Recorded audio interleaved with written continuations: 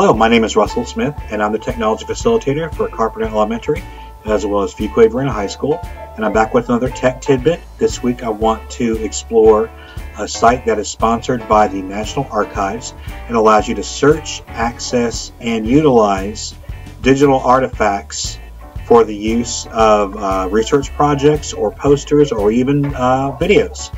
The site is called DigitalVaults.org. That's www.digitalvaults.org. And what you'll see here, to start your experience, you'll click the continue button. Now I realize that my little window is covering up the continue button, but it is there. So I'm going to click it right here.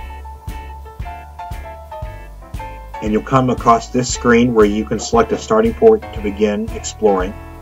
So I can click here, for example, on this document, which is about the Supreme Court.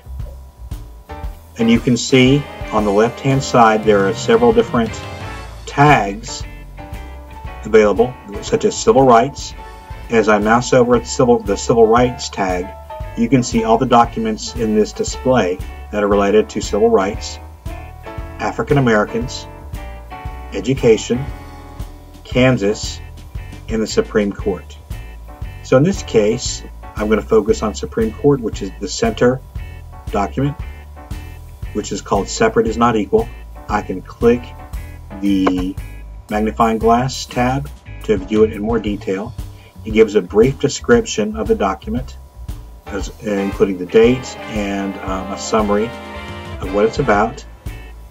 I can move that document to the center, and I can also add that to my collection for the use in a video or a poster. So let's say I want to click on this, add that to my collection. If I click on the tab at the bottom that says Collect, you'll see that that document is now in my collection. And I can always choose to view the record detail or to remove it from my collection. But in this case, for now, I'm going to keep it in my collection. I'm going to click this Close. And if I want to look at another document pertaining to the Supreme Court, I can click on this one, for example. And that moves to the center. And then you can see all the related tags for the documents in that display, such as Harry Truman, President's Diary, or the Supreme Court. If I want to search for a certain topic, on the lower left-hand corner there is a search box for a keyword. Let's say I want to search for documents related to World War II. If I want to select a tag, I can click there. But in this case, I'm going to click Go, and you'll see an array of different documents available as my search results, and I can scroll to the right if I want to continue looking, or I can use this scroll bar. But I can click on this document related to World War II and click Move to Center, and my display changes with all the relevant information. In this case, click on it to get a closer look at it. It's talking about buying bonds during World War II. And I can zoom in, and I can zoom out. I can also add that to my collection. Now what you'll notice as I look at the information for the summary for this particular resource, if I click on the tab for educational resources, you'll see that I can mouse over here a link that I can click on, which will open up a separate tab that tells me more information about this particular resource. In this case, he's teaching with documents, Sow the Seeds of Victory. So it gives you a background and additional information about this resource if you choose to use it. So I think that's pretty cool.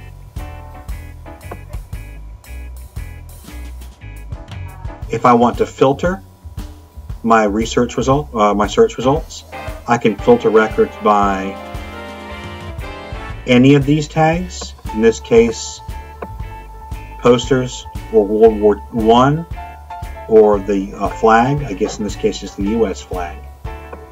But if I want to filter it by all of these tags, that's the only resource that results. But if I want to filter it by any of these results, or these tags, you can see that the resources pop back. I can filter it by the media type, whether it's all types, artwork, and artifacts. So only a couple are relevant there, maybe 3 of them. Audio. In this case, there are no audio results. Data. Documents. Maps. Nothing. Other. In this case, I guess there was one map there. There we go. Photographs. And here come the photographs. Posters. Here come the posters. You can also filter by a certain time frame. In this case, if we wanted to filter from 1754 to 1829, nothing would result. But if I clicked on the relevant time frame for World War II, which would be 1929 to 1945, you'll see a lot more results pop up. And I can also filter it by whether by the most relevant or reverse relevance, as is, and what that means is the least relevant to the most relevant. So it's been refiltered there. Now you'll notice that when you click on a different artifact and move it to the center, you can double click on it to view the summary. If you want to add this artifact to your collection for later use, you can click on the tab that says Add to My Collection. You'll notice now it says In My Collection.